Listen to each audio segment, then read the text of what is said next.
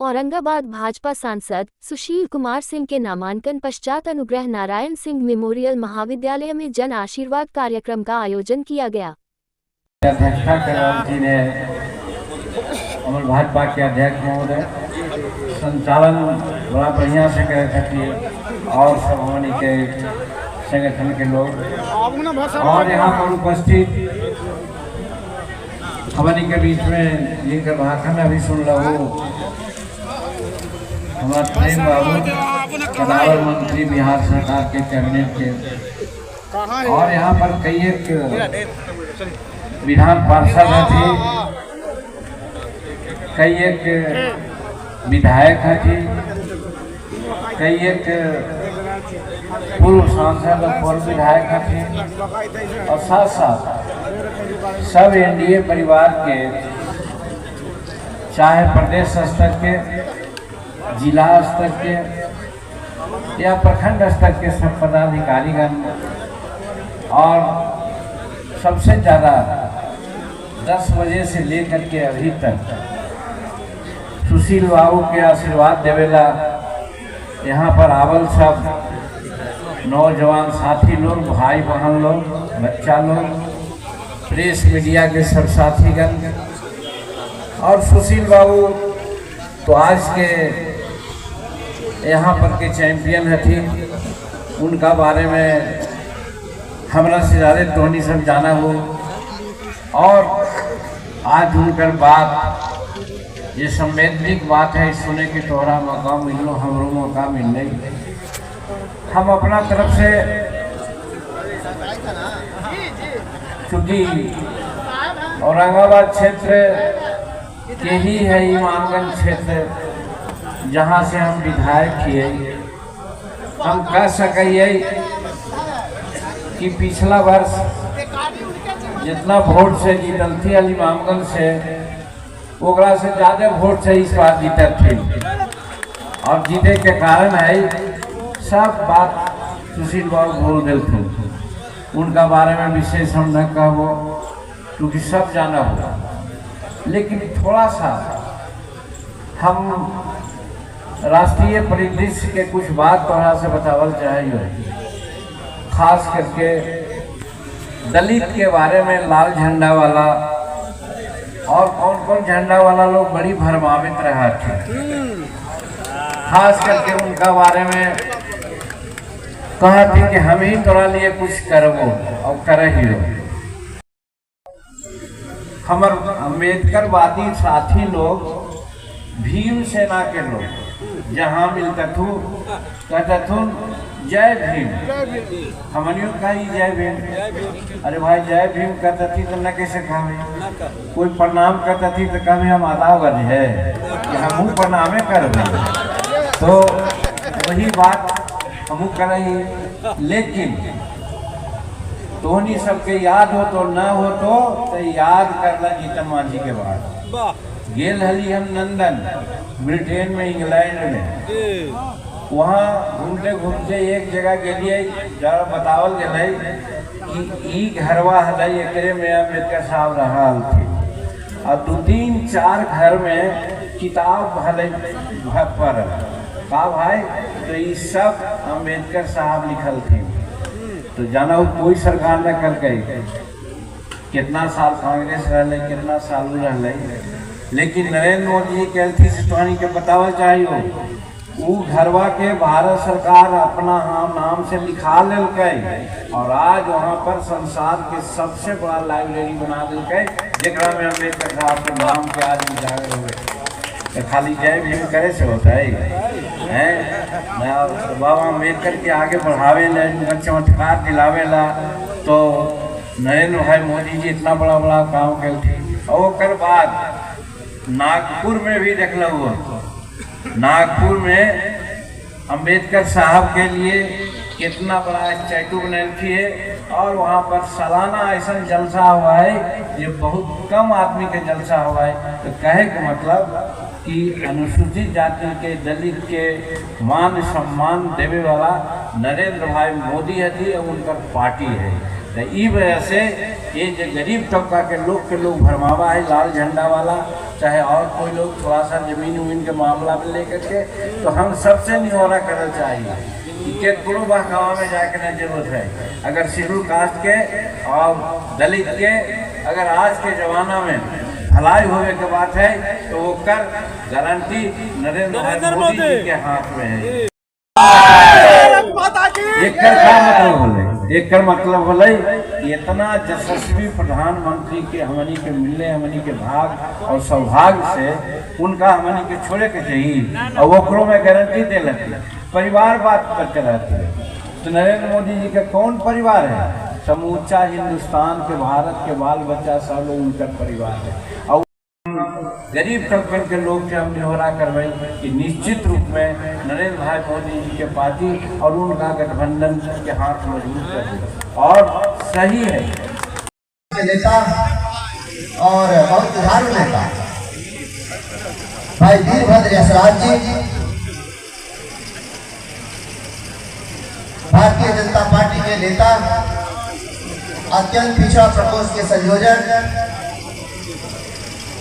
हमारे भाई, बहुत दिन तक हम लोगों ने एक साथ काम किया है। मोदी जी ने वो काम किया जरूर, लेकिन उस काम करने की शक्ति किसने दी? उस काम को अंजाम देने का ताकत किसने दिया? आप लोग।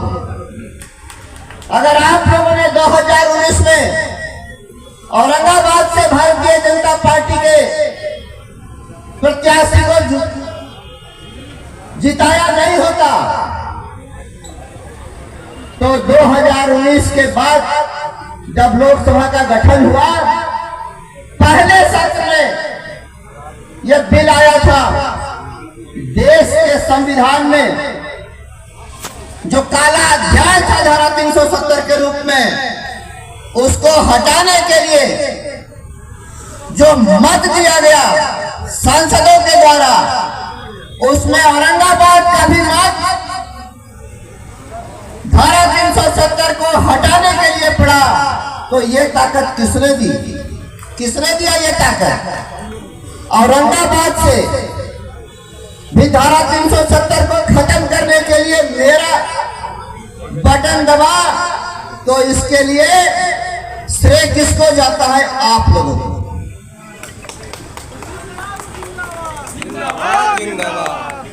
तो कोई नया आदमी हो नहीं कि मैं अपना परिचय दूं और अपने विषय में बताऊं कि मैं ये करूंगा, वो करूंगा, ये किया, वो किया। जो किया वो भी आप जानते हैं, मेरे काम करने का तरीका क्या है ये भी आप जानते हैं, मेरा स्वभाव क्या है ये भी आपको पता है, मेरा चरित्र क्या है ये भी आपकी जानकारी में है। यही मेरी जन्मभूमि है, यही मेरी कर्म भूमि है, यही पैदा हुआ, यही पला, यही बढ़ा, यही पढ़ा, यही जीना है और यही औरंगाबाद में बनना। चुनाव माननीय मोदी जी की अगुवाई में 10 वर्षों में देश बदल गया। सबका साथ, सबका विकास, सबका विश्वास, सबके प्रयास के रास्ते पर 10 वर्षों में देश की दशा बदल गई है और देश आज दुनिया की 5वां अर्थव्यवस्था बन गई है और लगातार देश का विकास हो रहा है। खासकर बिहार में देख लीजिए, जब से एनडीए की सरकार बिहार में आई, एक और माननीय प्रधानमंत्री भाई मोदी जी का बेहतर प्रयास बिहार के लिए रहा है। वही बिहार के माननीय मुख्यमंत्री नीतीश कुमार जी जो लगातार बिहार में हालत क्या था, गड्ढों का बिहार में करता था, अंधेरे का बिहार, जंगल राज, माफिया राज, उसको हम लोग को समाप्त करने का काम किया था। बिहार बदलने लगा था। बिहार में सड़कों की हालत क्या थी? आजादी के लंबे सफर के बाद 50 वर्षों तक कांग्रेस पार्टी का राज केंद्र में रहा, बिहार में रहा। औरंगाबाद जिला के बड़े बड़े नेता हुए, औरंगाबाद का विकास नहीं हो पाया। लेकिन हमारी सरकार ने 10 वर्षों में, उसके पहले अटल बिहारी वाजपेयी की सरकार में देखा आपने गिरती देना है। वो अगले 5 साल के अंदर, पिछले 10 साल के अंदर भारत दुनिया की 5वीं आर्थिक ताकत बना, समृद्धि आई देश में। इस बार जो आप मत देंगे, भारतीय जनता पार्टी की सरकार बनाएंगे, यहां से भी अपना नुमाइंदा भेजेंगे, तो 5 साल के अंदर ये मोदी का संकल्प ही नहीं, मोदी की गारंटी है कि दुनिया के तीसरी आर्थिक ताकत के रूप में भारत उभरेगा, दुनिया की तीसरी आर्थिक शक्ति भारत बनेगा। यह मोदी की गारंटी। एक मीडिया, एक चैनल में हमारे प्रधानमंत्री जी से मीडिया के लोगों ने प्रश्न किया कि आप बहुत आगे का एजेंडा सेट करते हैं, 24 का चुनाव चल रहा है और आप 29 का एजेंडा तय कर रहे हैं। हमारे प्रधानमंत्री जी ने क्या जवाब दिया, आप लोगों ने टेलीविजन पर सुना होगा, तो बोला तब आप मोदी को नहीं जानते। मोदी अगले 50 साल का एजेंडा तय करके चलता है और 2047 तक जब 100वां वर्ष पूरा होगा आजादी का, भारत दुनिया के सामने विकसित राष्ट्र के रूप में खड़ा होगा, डेवलपिंग नेशन नहीं होगा, डेवलप्ड कंट्री के रूप में दुनिया के सामने खड़ा होगा। नरेंद्र मोदी काफी लंबे समय से बैठे हुए हैं। हमारे नेता माननीय जीतन राम मांझी जी को भी क्षेत्र में जाना है, अन्य उम्मीदवारों को भी घूमना है। मैं कोई समय नहीं लेना चाहता हूं। हमें एक आग्रह है कि औरंगाबाद से 4 बार लगातार चुनाव जीतने वाले सांसद माननीय सुशील कुमार सिंह जी को भारतीय जनता पार्टी और एनडीए गठबंधन ने पुनः उम्मीदवार बनाया है। हम लोगों का कर्तव्य है, पार्टी के क्या कार्यकर्ता जिसके बल पर हम लोग चुनाव लड़ते हैं, चुनाव हम लोग कार्यकर्ताओं के बल पर लड़ते हैं। कोई कार्यकर्ता में विधायक से, सांसद से छोटी मोटी समस्या लेके मन में दुख हो सकता है, लेकिन चुनाव 5 वर्ष पर एक बार आता है।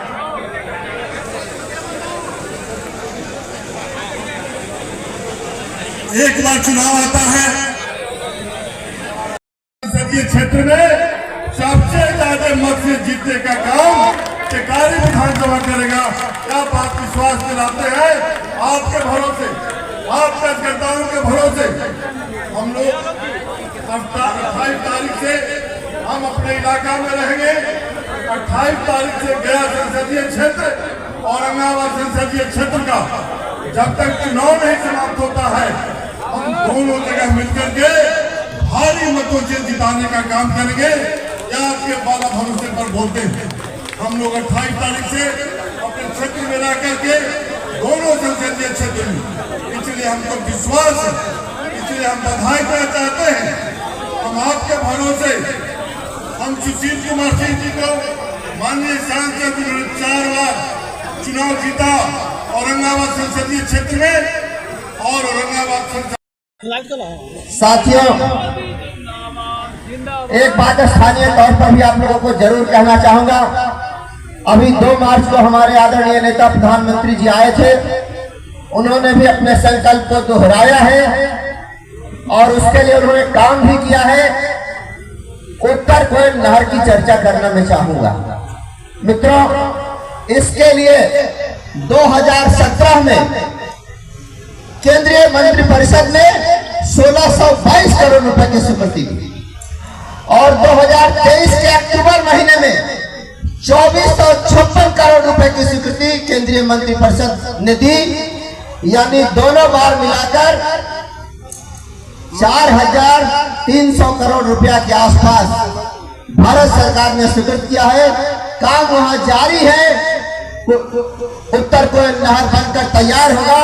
हमारे प्रधानमंत्री जी ने 2 तारीख को कहा। सांसद के आयोजित इस कार्यक्रम में हिंदुस्तानी आवाम मोर्चा सेक्युलर के संस्थापक एवं बिहार के पूर्व मुख्यमंत्री जीतन राम मांझी, बिहार सरकार के पूर्व मंत्री एवं हम पार्टी के टिकारी विधायक अनिल कुमार उर्फ अनिल शर्मा, बिहार सरकार के मंत्री संतोष कुमार सिंह, स्नातक शिक्षक पद के विधान पार्षद जीवन कुमार, वजीरगंज विधानसभा क्षेत्र के पूर्व विधायक, ओबरा विधानसभा क्षेत्र के पूर्व राजद विधायक एवं रोहतास जिला अंतर्गत डेहरी टाउन के पूर्व भाजपा विधायक सत्यनारायण यादव, गो विधानसभा के पूर्व भाजपा विधायक एवं प्रदेश प्रवक्ता मनोज शर्मा, औरंगाबाद के विधान पार्षद भाजपा कोषाध्यक्ष आलोक कुमार सिंह, वर्तमान बेरी पंचायत मुखिया रीता देवी के प्रतिनिधि व पूर्व जिला परिषद सदस्य प्रफुल्ल कुमार सिंह, जदयू के पूर्व नवीनगांव विधायक एवं औरंगाबाद के पूर्व सांसद वीरेंद्र कुमार सिंह, लोजपा रामविलास के औरंगाबाद जिला प्रभारी राकेश कुमार सिंह उर्फ गबरू सिंह,